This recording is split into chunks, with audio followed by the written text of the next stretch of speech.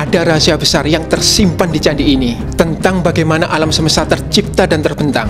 Kehadirannya pun mengejutkan karena muncul tanpa diundang, melengkapi keunikan candi-candi Nusantara. Siapa lagi kalau bukan Candi Sambisari di Kabupaten Sleman.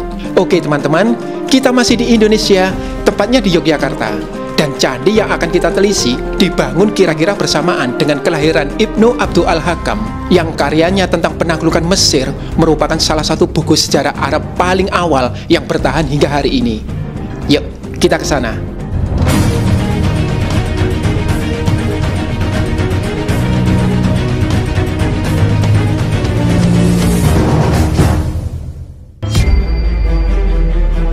Tahun 66 adalah tahun penuh pergolakan di Indonesia. Saat itu, seorang petani di Jogja sigap mengangkuti batu-batu berukir ke rumahnya. Ia tahu itu adalah batu candi setelah tak sengaja membenturnya dengan cangkul saat menggarap lahan. Yang ia tidak tahu, membawa pulang benda-benda itu ada konsekuensinya. Berita pun menyebar dan kantor wilayah Purbakala 1 LPPN di Prambanan segera meninjau, meneliti, dan mengekskavasi situs ini pada akhir tahun itu juga. Syukurlah batu-batu yang dibawa pulang sang petani tadi akhirnya dikembalikan. Pada tahun 1987, Candi Sambisari selesai dibongkar oleh bangsa kita sendiri dan bukan oleh orang asing. Pemugarannya sendiri butuh waktu 20 tahun. Dan kini terhamparlah Candi Sambisari, satu kompleks candi yang cukup lengkap dan unik. Karena di sana juga terungkap rahasia penciptaan alam semesta. Wah, mau. Oke, yuk kita meluncur ke sana. Matahari bersinar terik saat kami menuju Candi Sambisari. Terlihat ya, itu candinya. Wah, saya gak sabar untuk segera turun ke sana dan mengungkap rahasia penciptaan alam semesta. Candi Sambisari memiliki 3 halaman yang mengeliling. Halaman luar dan tengah dibatasi tembok talut dari batu putih, karena halaman tengah elevasinya lebih tinggi. Setelah melalui tembok gerbang di sisi barat, saya sampai di halaman utama sekaligus yang tersuci. Disinilah Candi Sambisari menjulang. Ada 1 candi induk dan 3 pewara atau candi pengiring.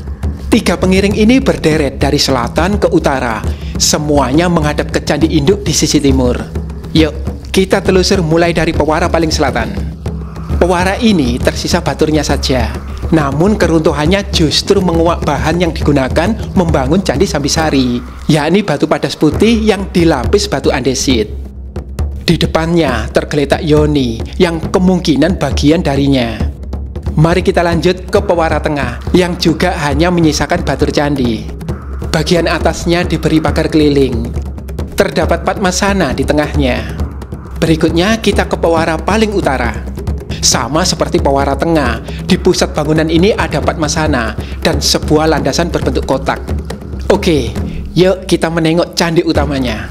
Apa di sini rahasia penciptaan alam semesta yang kita cari? Batur candi utama Sambisari cukup tinggi dengan pelipit bawah yang rata. Candinya sendiri menghadap ke barat. Tangganya lebar diapit pipi polos. Ujung pipi tangga berhias makara dengan ukiran yang menawan. Makara adalah hewan mitologis yang dipercaya menghuni air, sekaligus simbol dunia bawah atau burloka. Di mulut makhluk ini terdapat singa. Di bagian bawahnya kita menemukan Gana, tentara Dewa Siwa. Saatnya naik ke atas. Batur candi ini dilengkapi gerbang yang sangat menarik. Oh, ini bagian dalamnya. Ternyata ada selasar cukup lebar mengeliling candi. Kita langsung masuk ya ke ruang utama candi. Ruangannya sempit. Di dalamnya ada yoni yang berukuran sangat besar, lengkap dengan lingganya. Langka loh, kita ketemu lingga yang masih terpasang di yoni seperti ini. Kisah asal-usul lingga bisa teman-teman cek nanti pada tautan di atas atau di deskripsi. Nah, cerat yoni Sambisari disangga ular dan kura-kura. Terlihat ya, kura-kuranya disangga padmasana. Kedua makhluk ini melambangkan Samudra Mantana atau kisah pengaduan samudra yang menghasilkan air suci Amerta. Kisah lengkap Samudra Mantana yang melibatkan pemindahan Akbar Mahameru dari India ke Jawa bisa teman-teman cek juga pada tautan di atas atau di deskripsi. Adanya Linggayoni menegaskan Candi Sambisari bernafaskan Hindu Siwa.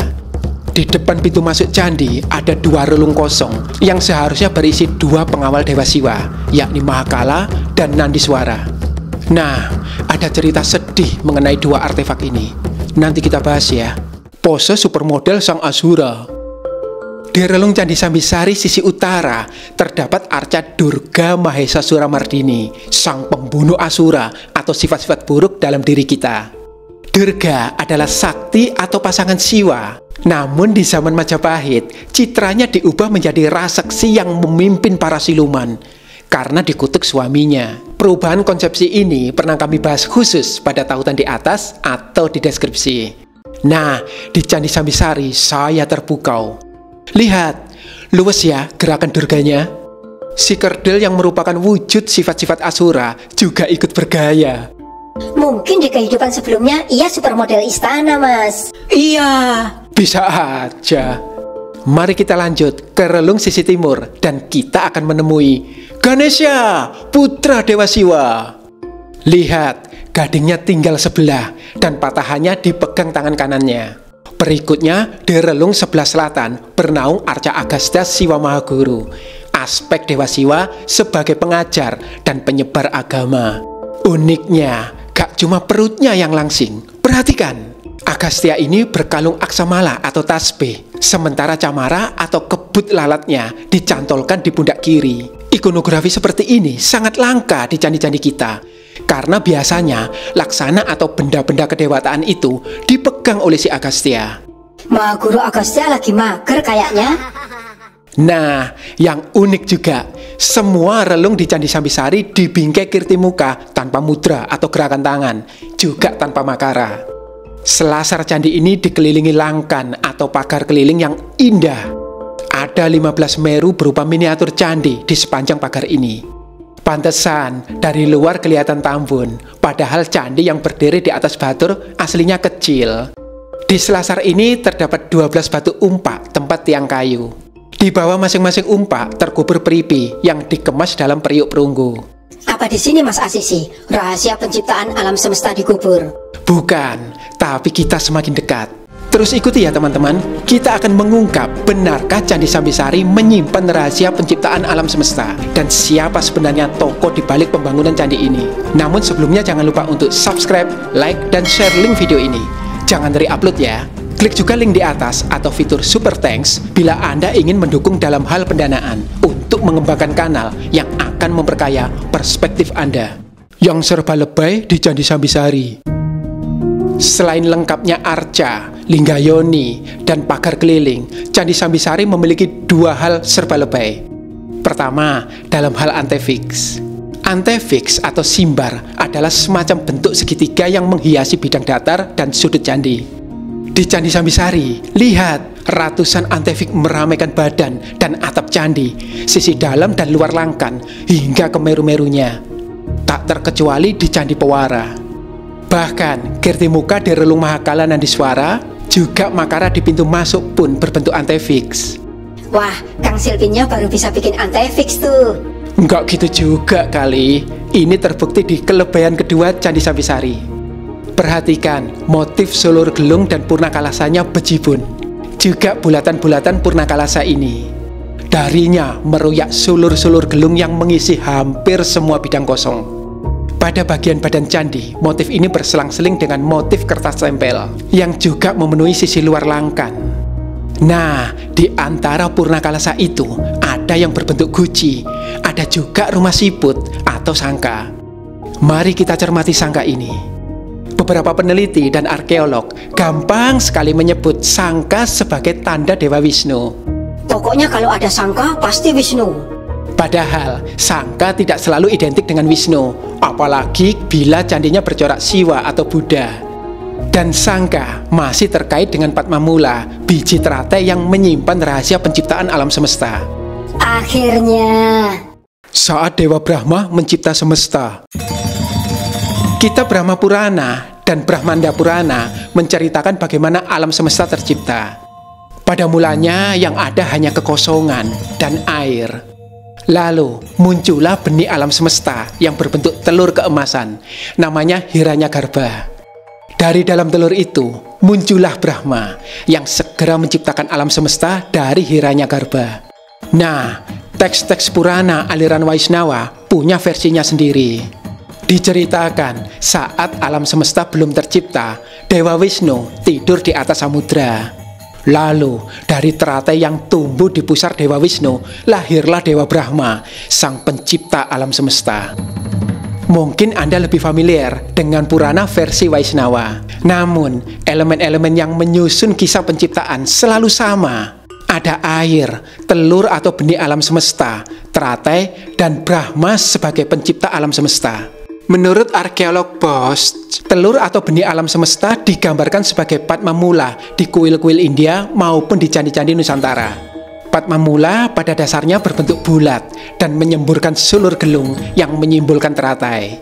Padma Mula kemudian berkembang menjadi aneka vas yang disebut Kumbha, Kalasa, atau Gata. Dari sinilah berkembang ragam hias Purna Kalasa atau Purna Gata yang sejak tadi kita jumpai di Candi Sambisari. Dan inilah rahasia penciptaan alam semesta yang kita cari sejak tadi, teman-teman. Iyalah Mas Asisi, ternyata yang dimaksud Purna Kalasa ini toh. Nah, menurut sejarawan Komaraswamy, Purna Kalasa adalah simbol keberuntungan paling mainstream di India. Karena Padma Mula dan teratai selalu butuh air, bentuk jambangannya pun dikreasi menjadi hewan-hewan air, seperti ikan, kepiting, gajah mina, dan lainnya. Buktinya pernah saya temukan saat mengunjungi Candi Banyunibo di Kabupaten Sleman. Coba lihat, di sini ada relief Purna Kalasa dengan jambangan dari sangka atau rumah siput di candi yang bercorak Buddha.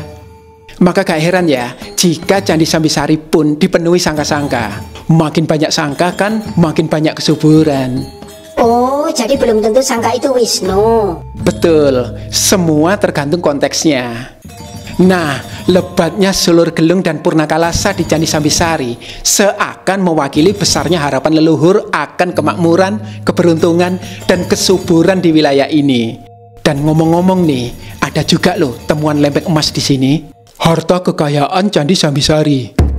Pada tahun 1976, lempeng emas ditemukan di salah satu umpak Candi Induk. Ternyata itu sebuah prasasti pendek berisi mantra Om Siwastana yang artinya hormat bagi stana atau kediaman Dewa Siwa. Jadi jelas ya, candi ini memang dibangun sebagai tempat pemujaan Dewa Siwa.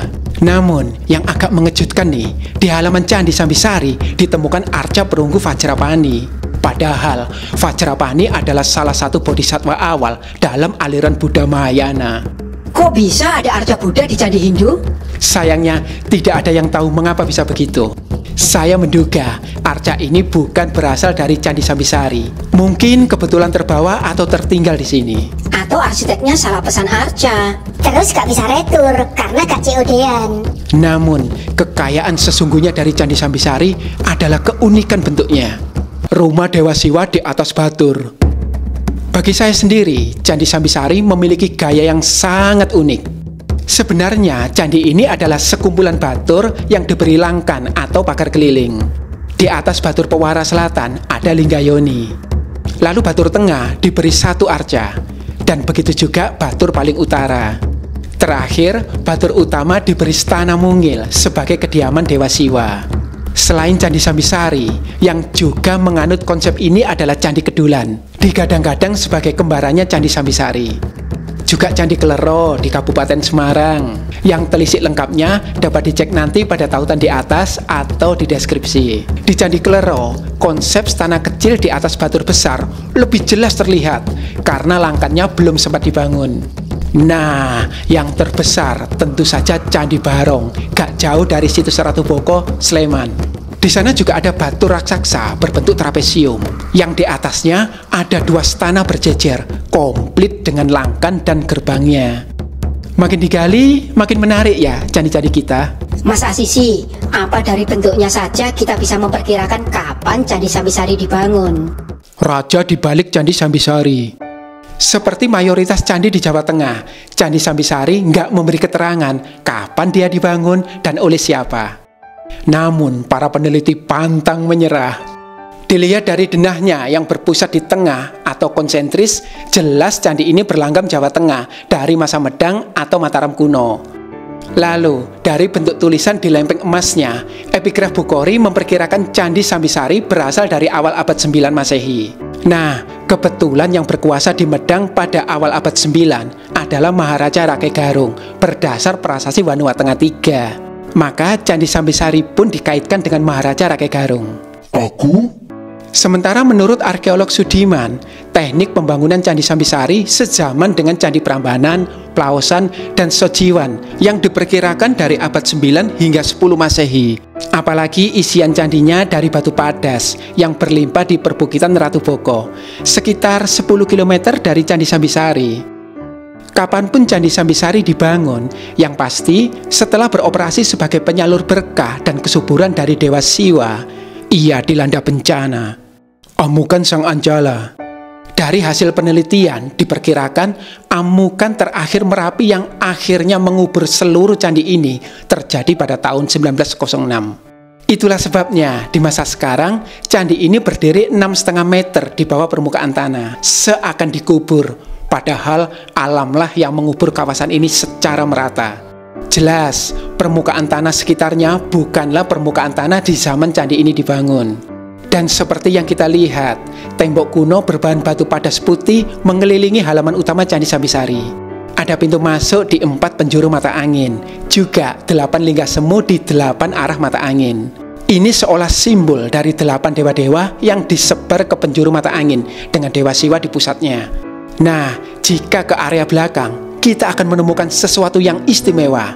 Itu dia, sebuah tembok kuno yang baru sebagian dibuka.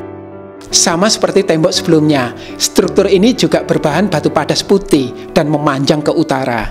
Mungkin dulu inilah pagar terluar Candi Sambisari.